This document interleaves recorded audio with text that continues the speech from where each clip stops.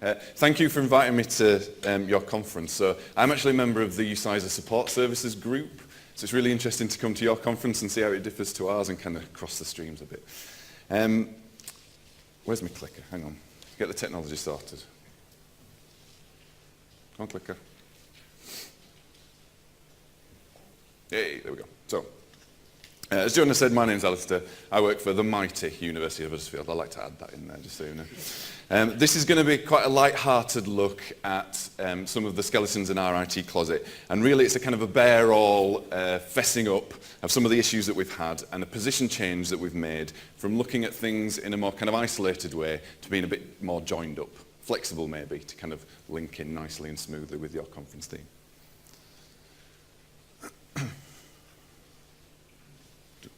Yeah, there we go. So, Joanna said that I'm the program leader for Digital Workspace. This is our solution, really. I'm just going to give you kind of a quick sneak peek, and we'll kind of revisit this once we've gone through all our horrible skeletons. It's a term that we use, an umbrella term, for all the services and technologies that staff and students use when they log into a Windows computer. So part of my role is to look after the desktop. So I do desktop dev and I do desktop support, hence why I'm kind of program leader for this.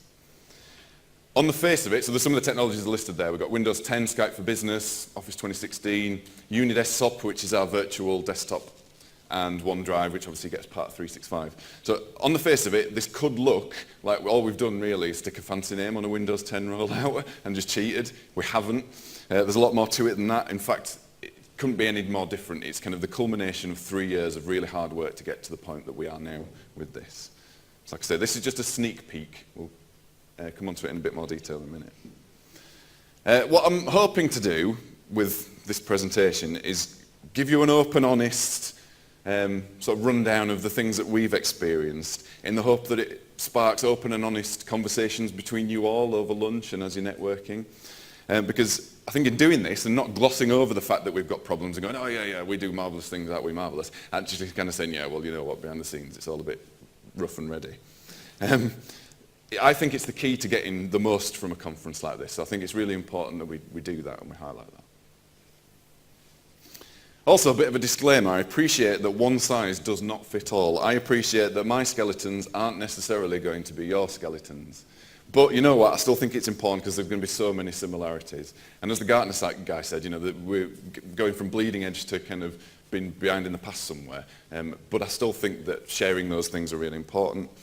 Even if kind of trying on a purple shell suit's not going to be your thing, you never know. It might look all right. Set the scene a little bit first and tell you about the university before I dive into looking at the skeletons. So, University of Huddersfield. Fact number one about the university is that we're awesome. That's an actual fact. We've been kind of on the up for a few years now. I think the university's starting to raise its profile. We've got a vice-chancellor that's doing very good things. He kind of knows his stuff and he's steering us in the right direction. I'd kind of probably get sacked if I didn't show you this slide, which was that we've got TEF Gold. I know there's plenty of you in this room that will also have TEF Gold. But we also won the Global Teaching Excellence Awards, which is a couple of weeks ago, a HA award. Also, we have more National Teaching Fellows than any other university. All academic staff either have a PhD or are doing a PhD. So teaching excellence is kind of our thing, really. So the strategy for us is now to kind of raise the research side, but we're very kind of teaching focused. We also have plenty of money in the bank, so we're not financially in as much trouble as some other universities, but we're still feeling the effects politically, to be honest, so we are still struggling. The reason we've got plenty of money in the bank is because the university embodies a tight Yorkshireman. We are that very thing. So it's not as good as it sounds, because it means we don't get any money for anything. We can get stuff, but we can't get folk. So we struggle with staffing. So we're a small but perfectly formed IT department, I like to think of us as. Having said that, there are plenty of people in the university doing IT because we're devolved. So we have 7 schools, and each school kind of runs its own budget and has its own IT department. So you can second guess what one of my skeletons is going to be already. So we spend a lot of time kind of collaborating with those people, with mixed success, to be honest.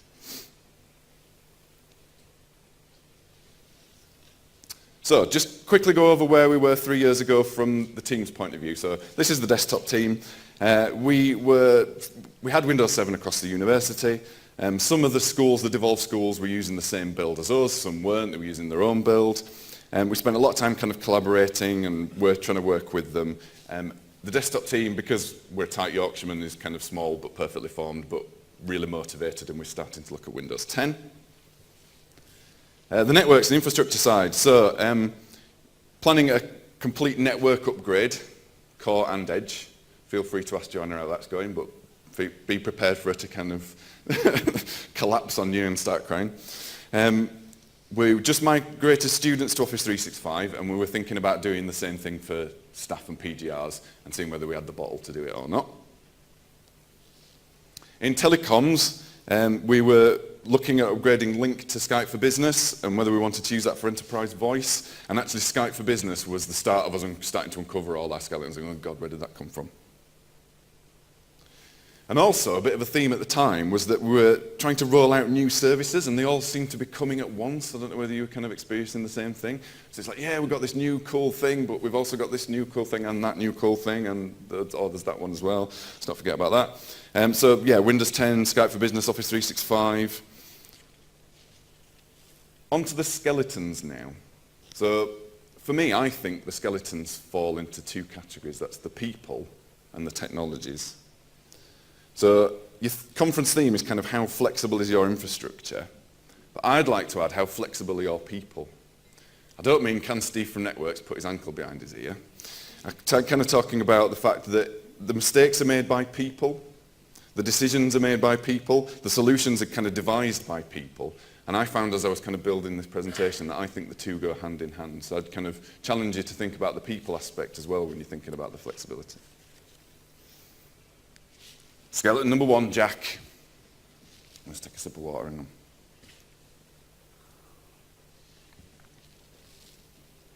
So Jack represents the fact that our desktop was inconsistent. We had a number of issues sort of 3 years ago with our desktop. Number one, we had very long login times. So at best about 2.5 minutes, but that was at best, to be honest. At worst, we were 7, 8, 9, 10, and then we stopped looking and put the stopwatch down and kind of ignored it. Number two, the desktops were completely different because, like I said, they were built by the schools separately for their kind of customized environment within each school. But we then had a new timetabling system rolled out, and staff started teaching away from their normal school building and started teaching somewhere else. So that difference then quickly became an inconsistency as staff moved around and were finding the experience very, very different, very challenging. Also, we were still doing what I call the copy and paste way of doing desktops. So you set up one machine exactly how you want it, put all the software on it, configure it how you want it, and then you copy it and go across everything else. Massively time consuming when you've got kind of 8 different departments doing that. And yeah, just a complete waste of resources basically. The other issue we had was the age of the computers. So if you're lucky, when you started at the university, you might get a new computer. You'll probably get the guy who was left behind and all his food still in the keyboard and all that kind of stuff. But you know, you might get a new computer. And then it might not be upgraded after 5 years. It might not upgrade after 6 years, 7 years, 8 years. So we were finding staff that were out there with 7-year-old desktops, and the software was 7 years out of date because it was never upgraded at any point along that cycle. So then you've got what I call a matrix of variance that is just ridiculous. So you've got machines that are really old with really old software. You've got different schools doing different desktop builds. Those are then changing over time. This is ridiculously difficult to support because you don't know when you're going out to somebody what you're going to face and what it's going to be like. And we also didn't know whether stuff would work as we were rolling it out. So I mentioned Skype for Business. Tried it on that machine, it worked. Tried it on that one, it sort of half worked. Tried it, it didn't work, worked, didn't work, worked. I was like, oh man, how are we going to roll this out campus-wide? What a nightmare. I'm dead pleased with this one. You can keep this one if you like. This is a skelephant. So this is of my own creation. This is a cross between a skeleton in a closet and an elephant in the corner. Or elephant in the room. Do you like it? Skelephant, there you go. So the skelephant represents our AD environment. It was a bit of a mess, to be honest, our AD. So we weren't doing the identity management bit very well, particularly. We also had computer policy applied to users and user policy applied to computers. So you'd have that person that would go halfway across the campus and they'd still have the printer that was over there, not the printer that was over there, and it was just a big mess.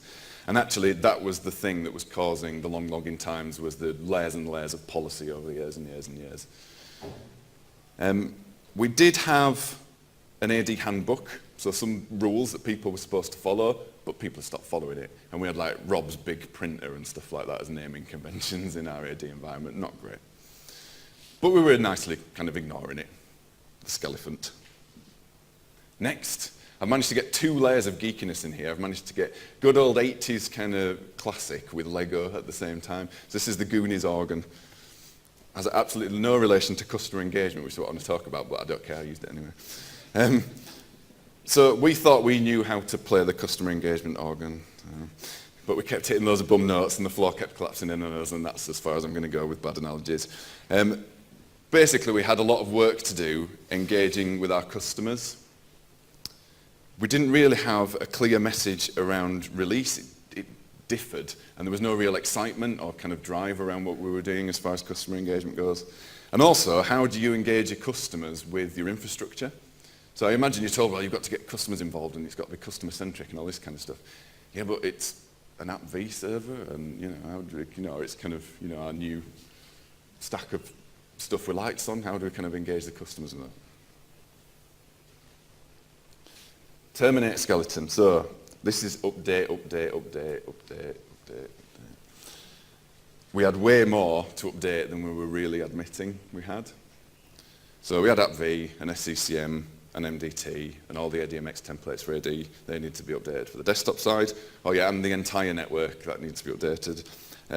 We had some servers on 2003 that should probably go on 2008, but then they need to go on 2012, and then 2016 was coming. We had some desktops that were on XP that we need to put on Windows 7, but we were still looking at doing Windows 10 for Windows 7. It's kind of seen as business as usual, all this updating, not when it's all coming at once, which is what was happening, and then you have to really drive that change through. So this was a skeleton of ours. We were kind of ignoring the fact that we were just busy updating all these little bits here and little bits there, but when you add it all up, that's an awful lot of stuff that you're changing, an awful lot of infrastructure, and actually probably all of it's changing. The cloud. I've heard about this already. I mean, there's a reason that this is the scariest skeleton, I think. I've deliberately picked a vicious-looking one. We're supposed to have a kind of a cloud roadmap, and also we were in a position where other parts of the university, let's pick on careers for example, we're going to their conference and there'd be somebody there going, oh well, you can just buy this system. Oh, you don't need IT, it's cloud-based. You run a budget, right? You just buy this, it's fine. And then kind of a few months into their implementing, they kind of go, oh well, we said you didn't need IT, but you do need kind of ADFS for authentication, and there's these 2 gateway servers you need, so you now need to talk to IT. And then we're going, you bought what? But we've got a system over here that'll do that for you anyway. So there's all that going on around cloud.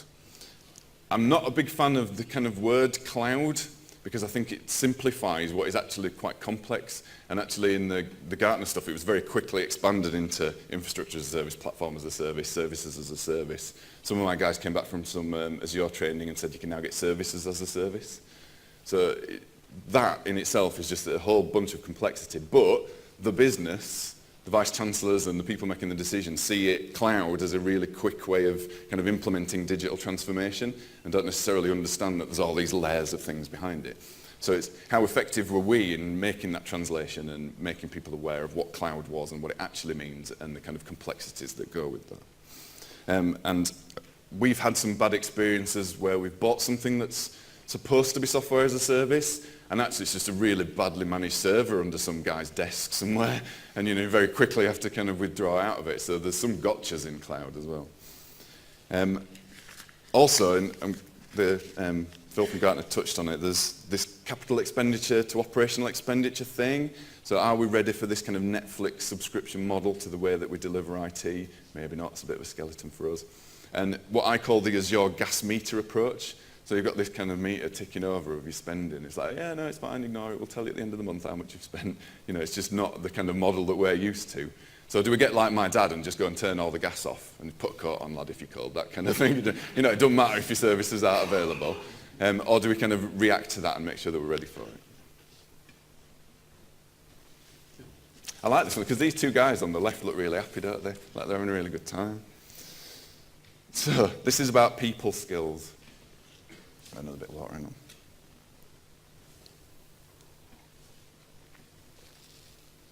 So I'm going to give you some quotes here from a couple of sources. The first is from the CIO online blog. IT pros need people skills is the kind of title of the blog article. The new IT pro is going to be like a turtle, apparently. You didn't know that, did you? But there you are, guys, you're all turtles. A shell of technical or hard skills surrounding an underbelly of people skills, otherwise known as soft skills. Jobs will, of course, continue to demand the analytical prowess, that we traditionally expect from IT, as companies update their infrastructure to meet increasingly erratic and complex business demands. So if that's true, you really do have to kind of flexible, don't you? That was us, really. We had plenty of hard bits, but not enough soft bits. And we weren't kind of really necessarily addressing the people skills side of the IT. And this is a direct quote from Joanna. Back-end teams aren't always the top of the league table when it comes to talking to people rather than computers. So we had that, and I took a lot of time convincing my guys that the customer was the customer, not the computer. And it's just kind of changing that mindset and understanding that we're delivering these services to people. Back to the CIO article. IT staffers, I don't like that word, but okay, we'll run with it, it's fine. Will also need to be experts in communication in order to architect and manage the systems that connect employees across departments. There we go. Management and customers. They're going to need an intimate knowledge of not just how the organisation operates, but how people communicate. So that's a hell of an uplift in what we would traditionally expect from the skills of our colleagues. And we're kind of taking that into account when we're hiring people and recruiting people. Which brings me neatly along, as if I'd planned it, to communication. So, does this sound familiar? Don't worry, boss. What I've done is I've emailed all the staff and students to make sure that they know I'm planning on changing all the VLANs. So if anyone complains, it's not our fault. And we've told them what we're doing, and we've included a network diagram so they can quickly look up to see if they're going to be affected or not. Yeah. This is a bit of an extreme example, and this isn't a genuine kind of Huddersfield point. But it was more to kind of highlight a point that we really didn't know how to communicate, why we were communicating, and in what situations we were supposed to be communicating in. Our comms plans, we had them as part of project management, but they were kind of per project. So we were ending up over-communicating because we were just communicating on a project-by-project basis. And to be honest, something like that was really just an arse-covering exercise. It had nothing to do with comms at all. It was just, well, that way I don't get blamed if something goes wrong. So we really had to kind of unpick all that and make sure we weren't arse-covering and that we were actually communicating for the right reasons, in the right way, at the right people. Right, this represents complexity. This is one of our skeletons.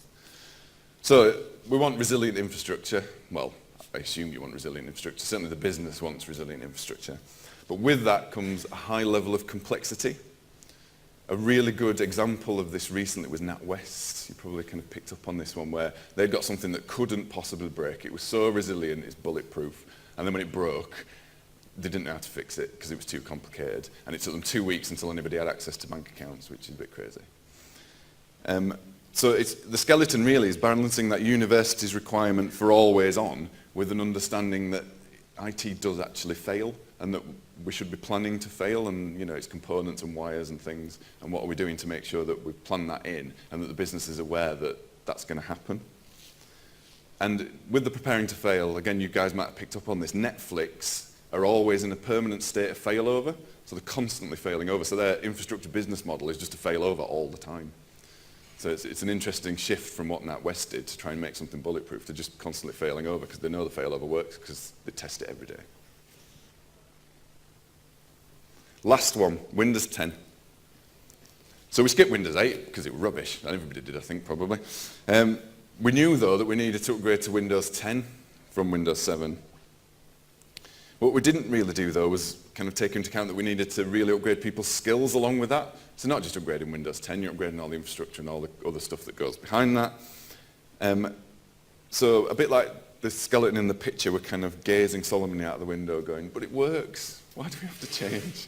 XP works and I didn't want to change from that, and now I've got Windows 7 working. I don't want to change from that either, but it's tough. We've got to do it. So that was another skeleton in our closet. So I've fessed up.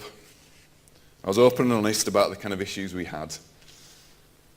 What are we doing about it, or what should you do if you've kind of got skeletons in your closet? Well, the first thing is accept them. Know that they're there. Drag them out of the closet, put them on the table and have a good look at them. And then don't go, put them back. Once they're out, leave them out, because then you need to plan what you're going to do about them, accept it and take action on it, basically.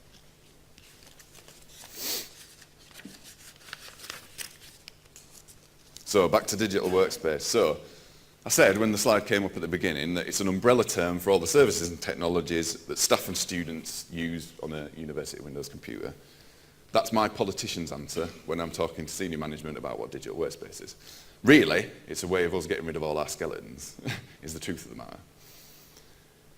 We're 3 years into this now, and we've probably got about another 3 years until we've kind of run through it completely. So today, with digital workspace, we're at the point where we've got all the login times well under a minute. In most cases, they're about 20 seconds to 30 seconds, really, really quick. We do an audit every year of all student computers just to make sure that that's the case. To do that, we had to completely transform all the infrastructure and systems that we have underneath the desktop. So all AppV, MDT, SCCM, all the kind of usual suspects. Folder redirection was another big thing that helped us get the login times right down. And you have to balance that with the kind of SAN space and how that works. Obviously, introducing AppV means that we can have a desktop where we're just pushing applications out to the user. So they click on an icon, it just downloads it and then presents it. It also means we can update the application when it comes out, so we don't have this awful thing of the copy and paste scenario or the 7 years later and we're having really old software. So everything kind of keeps up to date. This is the experience that students are getting. Staff are still on really slow login times and an inconsistent experience. So part of the digital workspace program for us is rolling this out to every single member of staff on campus. Every single one. So that's kind of what we want to do by September 2018. So this is kind of fast forwarding a year to September 2018. We want all staff on digital workspace. So my team and the school technical teams are doing the respective areas, and then eventually the staff will obviously have the students that benefits that the students have. What we can do then is start to release things like Skype for Business. So first time worked, didn't work, sort of worked, didn't. Because the environment is the same, we can roll it out, do the user acceptance testing over here, and know that it translates across everything else. Also, we can support people more easily. So when we go out to do a support call, we know that that environment's the same as that environment, the same as that environment. And if we come across an issue, we had an issue with ActiveX controls last week, it's just one of the guys, it's updated it on every single machine, job done.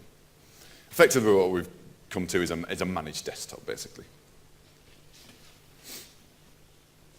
Also what we've done with digital workspace, because it's under an umbrella or under one kind of banner, we've improved the comms. So we target comms where it's needed. So this is the comms for Unidesktop, which is our virtual environment. And we only put it where staff and students are going to see it or it's relevant. We also just pushed it out to previous Unidesktop users. So we had the list of 500 top users of our last system, we pushed it out to them, and then we tried to find out the people who weren't using it and why, and pushed it out to them as well. So really trying to target the comms.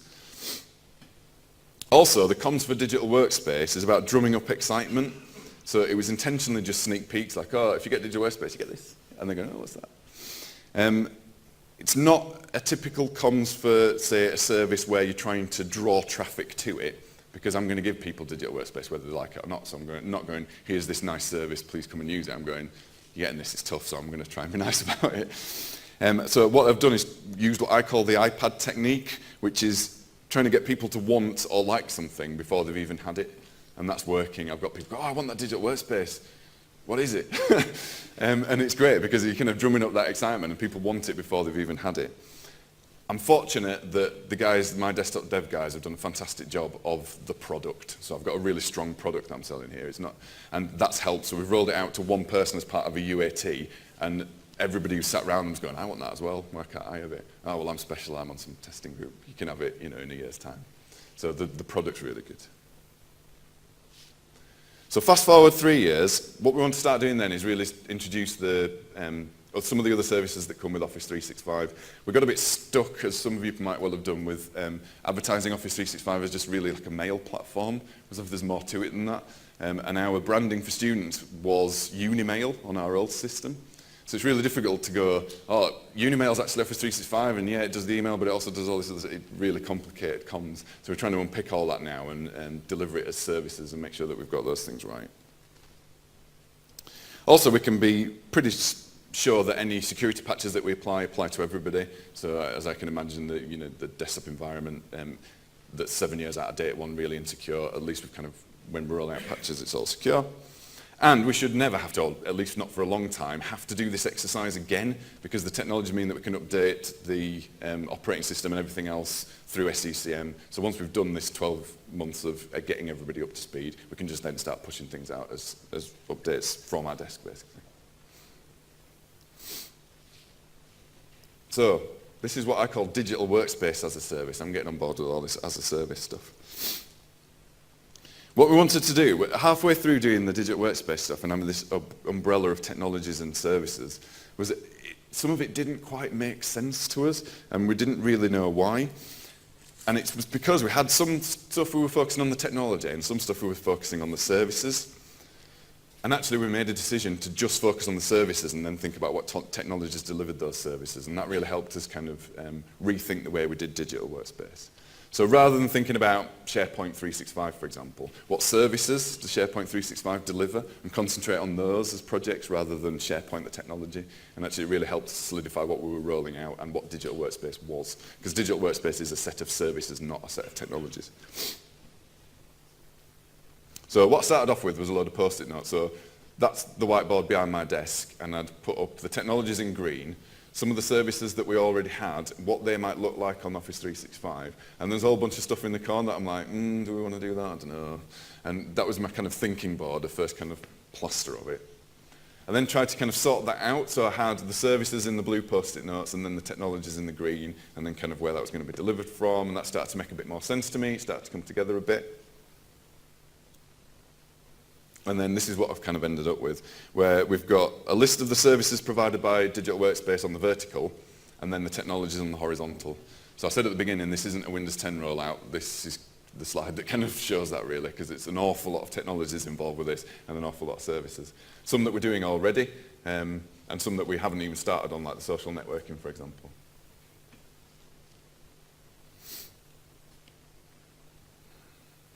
So, back to this flexibility business.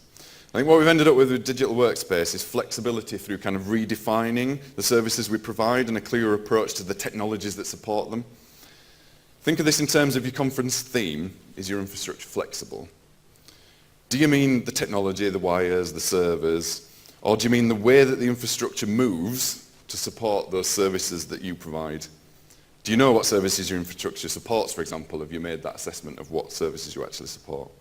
And does flexibility actually come from an understanding of that? So your call to action, guys. Let's look in this closet, it says there, look. Discuss your skeletons, get them out, put them on the table, have a good look at them, don't put them back, action them, and please share your solutions. Thank you very much. And are there any questions?